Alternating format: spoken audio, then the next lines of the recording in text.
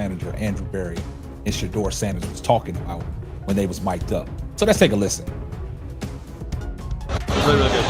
Proud of you. Cool. Really, really nice job. You're not fully proud, kinda. I'm kind of proud. Look, for your first shot, it wasn't perfect, no, but you made plays, you operated, like, so it just stacked. I love when you tell the facts. Did you? No, but it's okay. It's okay. Listen, you did a nice job, okay? So just take what you learned from tonight, apply it to the joint practices, and in the next preseason game. All right? You were the real player now. I'm gonna bring that sauce to you. I know you. I know you. Really good job. That's a great start. The Cleveland Browns are in chaos because their own owner didn't even want Shedeur Sanders. Yet somehow, against his wishes, the GM went all in and drafted him anyway.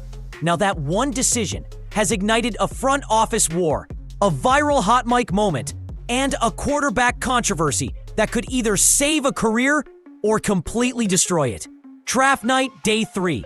The room is tense, and the pressure is heavy.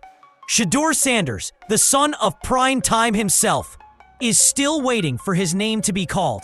One quarterback after another comes off the board, and every time Shedeur's name isn't chosen, the spotlight burns hotter. Analysts are stunned, fans are whispering, and the green room starts to feel like a trap. And especially Jimmy Haslam, the owner. Jimmy Haslam has already came out to say that he wasn't going to pick Shedeur. This call was on Andrew Berry. This was Andrew Berry's call to make. This was Andrew Berry's pick. So Andrew Berry pulled the trigger and drafted Shedeur Sanders with the 144th pick in the 5th round. Inside Cleveland's war room, the mood is no better. Owner Jimmy Haslam has made his stance crystal clear. He doesn't want the Sanders drama in his building. Too much baggage, too many cameras, too many headlines that have nothing to do with football. He's seen enough quarterback experiments fail in Cleveland. And the last thing he wants is a media circus surrounding a 5th-round flyer. But Andrew Berry, the Browns' young general manager, sees something no one else does. He's watched the tape, studied the reads, and he's convinced Shedeur's poise, accuracy, and leadership are being overlooked. To Berry, this isn't just a gamble. It's a calculated bet that could change everything. So when pick 144 comes around, Berry ignores the tension, tunes out the owner's wishes, and pulls the trigger. Shedeur Sanders is officially a Cleveland Brown. The cameras catch it all. Haslam's reaction, the mixed emotions from staffers, and Berry's stone-cold conviction as he bets his career on a player the league had nearly written off. And that's when the real drama begins. The pick hadn't even cooled on the ticker before the whispers started. Insiders close to the Browns reported that Jimmy Haslam wasn't just upset, he was furious. This wasn't disappointment. This wasn't surprise. It was the kind of anger that comes when your general manager flat out ignores your wishes in the most public way possible. Think about it. In the NFL, drafting a quarterback is never just a football decision. It's a statement. It shapes the future of the franchise, the marketing machine, even the national narrative.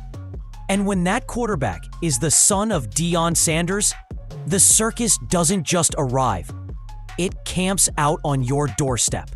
Haslam knew that. He'd already decided he didn't want it. He didn't want every practice clip dissected, every press conference hijacked by primetime questions, every highlight reel turning into a Sanders family reunion. From his perspective, Cleveland didn't need the baggage. It needed stability. But Andrew Berry saw the opposite. To him, Shedeur wasn't a distraction. He was a rare opportunity. A quarterback overlooked because of politics, personality, and narrative, not talent. Berry believed he was smarter than the groupthink, braver than the consensus. And by drafting Shedeur, he wasn't just picking a player. He was staking his reputation on being right when everyone else was wrong. The fallout was immediate. Haslam's camp began quietly leaking stories questioning Berry's judgment. Words like insubordination and rogue began popping up in insider columns. The message was clear. This was no longer just about who could throw a football. This was about power, authority, and respect. And if Shedeur failed, Barry wouldn't just lose credibility. He might lose his job. But training camp was right around the corner. And that's where the storm really began. When training camp opened in Cleveland, all eyes were on one man, and it wasn't Shedeur Sanders.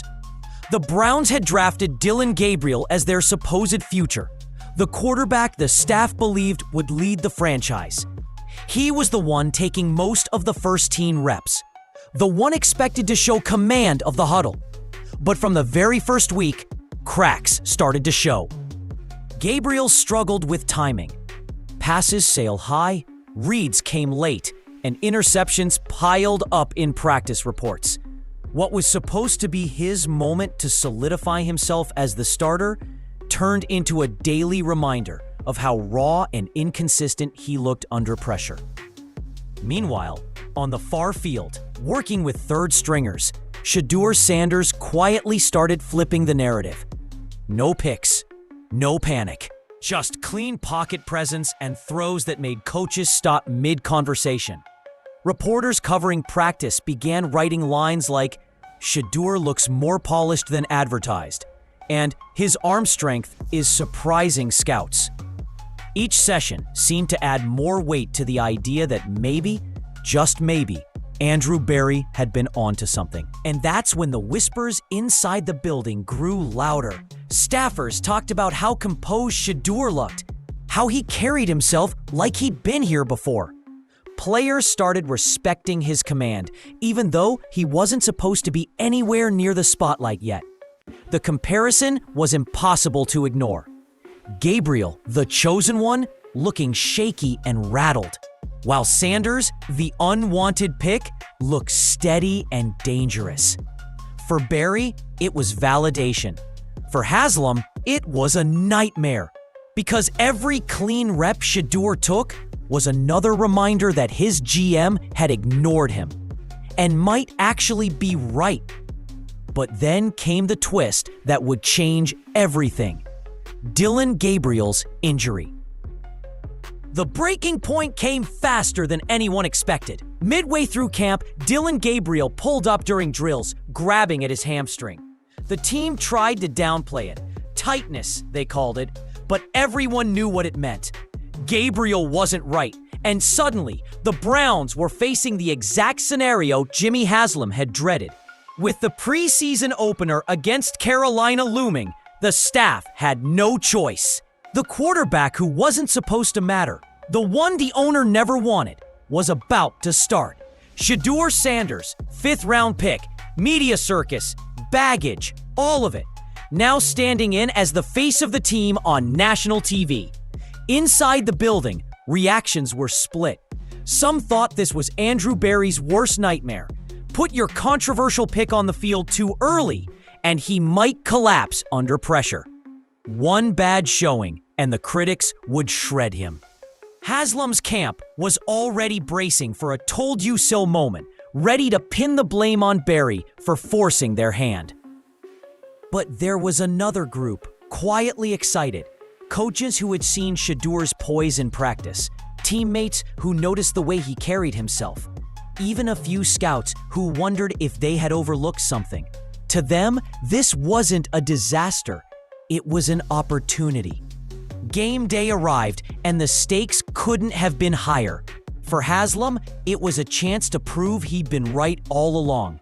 For Barry, it was the ultimate gamble, his job tied to the arm of a rookie nobody believed in.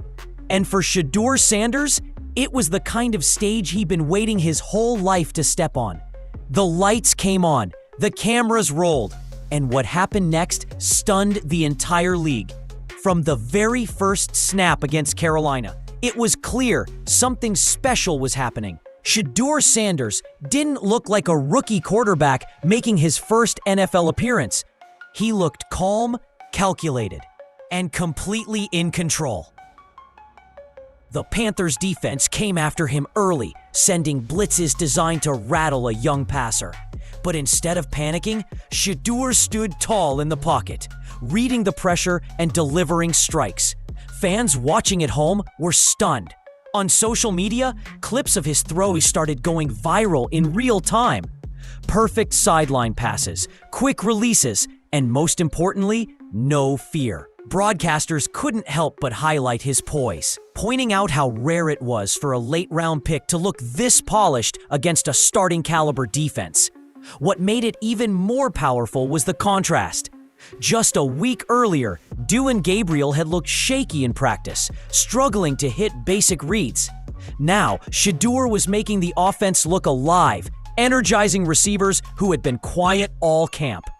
Even veterans like Amari Cooper were nodding their heads, impressed by the confidence of a kid who wasn't supposed to be here. By halftime, whispers started circulating in the broadcast booth. Could Shedeur actually push for the starting job? It was the kind of question Browns leadership didn't want to hear, but couldn't silence anymore. For Jimmy Haslam, it was a nightmare unraveling on live television. The player he never wanted was winning over the crowd, the locker room, and the headlines.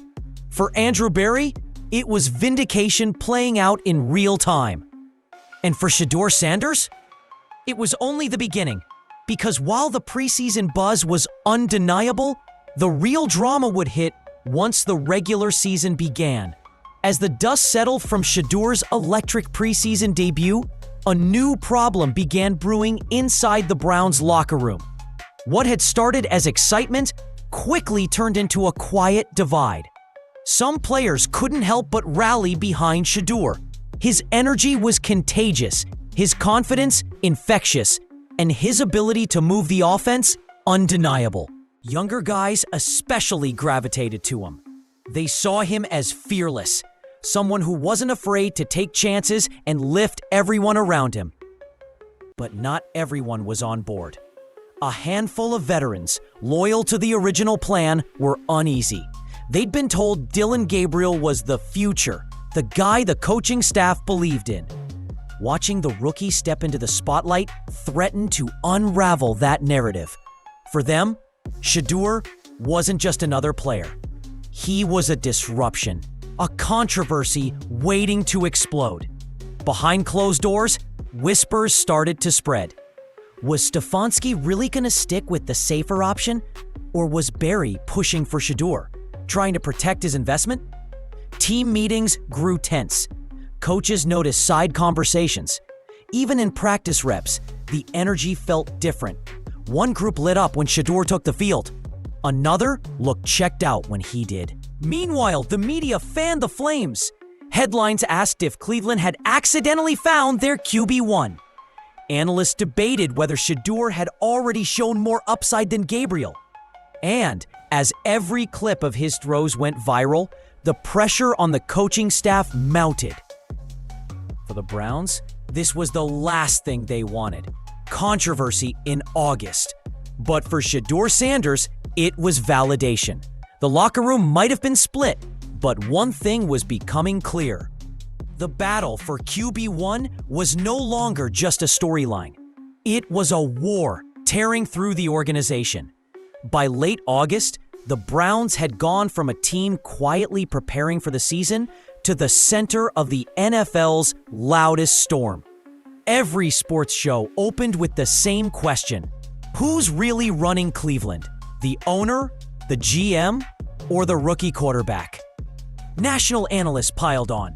Some blasted Stefanski for protecting Gabriel despite Shedeur's breakout.